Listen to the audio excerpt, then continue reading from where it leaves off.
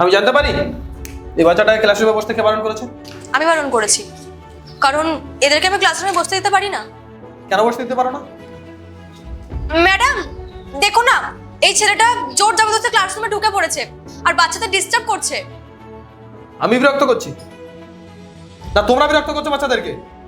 এদেরকে ক্লাসরুমে বসতে দেওয়া হবে না কেন? কি হচ্ছে এটা? আর এটা কি ধরনের ব্যবহার? হ্যাঁ, একটা স্কুলের মধ্যে ঢুকে আপনি এভাবে কথা বলছেন? আপনি জানেন না কিভাবে কথা বলতে হয়? আরে এটা কি ধরনের ভাষা ব্যবহার করছেন? ম্যাম, আপনার ভাষাটা আগে শোধরান। আপনি কিভাবে কথা বলছেন সেটা আগে দেখুন। আমি জিজ্ঞাসা করছি এই বাচ্চাটাকে ক্লাসরুমে কেন বসতে দেওয়া হচ্ছে না? ম্যাম, আরে আপনি ওনার কথা শুনছেন কেন? পুলিশকে কল করুন না। আচ্ছা, আপনার অসুবিধাটা কোথায় বলুন? আমার অসুবিধা হচ্ছে এটাই যে ওকে ক্লাসরুমে কেন বসতে দেওয়া হচ্ছে না। আরে আপনি জানেন না এর বাবা মা নোংরা পরিষ্কার করে? আর এর কোন জাতের আপনি জানেন না তো? আর এদের সাথে যদি আমরা বসতে দিই না, এদের বাবা মা এসে আমাদের স্কুলে এসে একদম ঝামেলা বাঁধাবে। আপনি বুঝতে পারছেন না? ওর বাবা মা নোংরা পরিষ্কার করুক আর নিচু জাতেরই হোক, ও এই ক্লাসরুমে বসবে আর এদের সাথে বসেই পড়াশোনা করবে। আর ম্যাম, আপনি যদি ওকে আমাদের সঙ্গে বসান তাহলে আমরা এখানে বসবো না। আর ম্যাম, আপনি তো জানেন আমার বাড়ির লোকেরা এসব পছন্দ করে না যে আমি ওদের সঙ্গে বসি। আর আপনার ট্রান্সফার এই জন্যই করা হয়েছিল যাতে আপনি ওদের থেকে আমাকে দূরে সরিয়ে রাখতে পারেন। প্লিজ ম্যাম, ওকে বের করে দিন, নয়তো আমি কিন্তু আমার পাপার কাছে কমপ্লেন করতে বাধ্য হব। আরে না না, তুমি কোনো চিন্তা করো না। পুলিশকে কল করা হয়েছে, এক্ষুনি পুলিশ এসে ওকে অ্যারেস্ট করে নিয়ে যাবে। হ্যাঁ ম্যাম বলুন, কে আপনাকে ডিস্টার্ব করছে? আরে এই যে একটা অশিক্ষিত লুঙ্গি পরা। আরে sir, join sir. Sir? Sir মানে? আরে আপনি এনেকে চেনেন না? ইনি আইএস অফিসার বুবুল আহমদ। ইনি এখানে নতুন জয়েন করেছে। আপনি হয়তো এনার বিষয়ে জানেন না। আপনি কোনো খারাপ ব্যবহার করেননি তো? স্যার কিন্তু খুব স্ট্রিক্ট। না না স্যার, আমি ঠিক আপনাকে চিনতে পারিনি, আমাদের ভুল হয়ে গেছে স্যার। আপনারা ভুল করেননি, পাপ করেছেন। আপনারা জেনে শুনে বাচ্চাদের জীবনের সাথে খেলা করেছেন, তাদের কেরিয়ারের সাথে খেলা করেছেন। আর এমন অনেক বাচ্চা আছে যারা আপনাদের মতো টিচারের কারণে স্কুলে আসতে পারে না, তারা পড়াশোনা করতে পারে না। তাদের বাবা মা চায় যে তাদেরও বাচ্চা কাচ্চা পড়াশোনা করে ভবিষ্যতে কিছু করুক।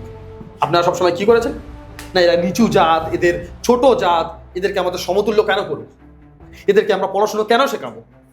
আর এরা পড়াশোনা শিখলে কি করবে? আপনাদের সাথে বরাবরই করবে, আপনাদের বাচ্চাদের ভবিষ্যৎ কেড়ে নেবে, আপনাদের বাচ্চাদের চাকরি বাকরি কেড়ে নেবে। আরে কিছুই না, তারা তাদের মতো কষ্ট করে পরিশ্রম করে তারা খেতে যায়। কিন্তু শিক্ষার অধিকার তো সবারই আছে, তাই না? আর ম্যাম, টিচারদেরকে তো মানুষ ভগবানের দরজা দিয়েছে না, যাতে তাদের কাছে এসে বাচ্চারা কিছু শিখতে পারে। কিন্তু আপনাদের মতো কিছু টিচাররা এই জাত ভেদাভেদের চক্করে এদের ভবিষ্যৎ নিয়ে খেলা করছে।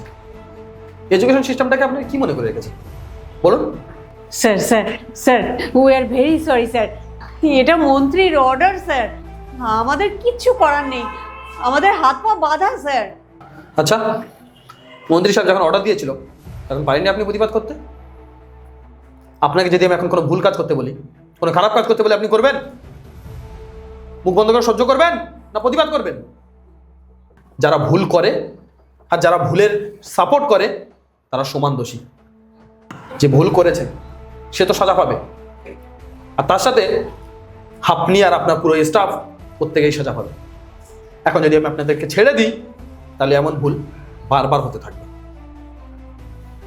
আর যদি আজকে আপনাদের সাজা দিই তাহলে বাকিরাও শিখবে যে হ্যাঁ, বাচ্চাদের জীবনের সাথে খেলার সাজাটা কি। এদের নামে এফআইআর করো আর মহিলা কনস্টেবল ডাকো, এদেরকে নিয়ে যাও। নেক্সট টাইম কোনো ভুল করার আগে না একটু ভেবে চিন্তে ভুল করবেন। হ্যাঁ, তোমার বাবা যদি তোমাকে বলে খুন করতে কাউকে, তুমি করে দেবে? তুমি ঠিক ভুল যাচাই করবে না? একবার দেখে বলো তো এদের মধ্যে তোমার মধ্যে কি পার্থক্য আছে? আছে কারোর মধ্যে পার্থক্য? আসলে তুমি এগুলো শিখবে কোথা থেকে? যাদের টিচারই এমন, আপনাদের মধ্যে টিচারের কারণে না আজকে বাচ্চাদের মধ্যেই ভেদাভেদ তৈরি হচ্ছে। এরা বড় হয়ে কি শিখবে? মনে রেখে দিও, নিজেদের ভিতরে যদি ভেদাভেদ করে চলো না, কখনো এগিয়ে যেতে পারবে না। তুমি ভেদাভেদ করতে থাকবে আর তোমার পিছন থেকে কেউ একা এগিয়ে যাবে। তাই সবসময় একসঙ্গে মিলেমিশে কিছু করতে হয়, তাতে সমাজে আরো মিলবন্ধন তৈরি হয়, তাতে সবাই মিলে একসাথে এগিয়ে যেতে পারে। বুঝেছো? আর কখনো দেখবে এদের মধ্যে জাতভেদাবাদ করে? আর আপনারা হাত দাঁড়িয়ে থেকে লাভ নেই, যান নিয়ে যাও তাদেরকে। আসলে এদিকে আসুন।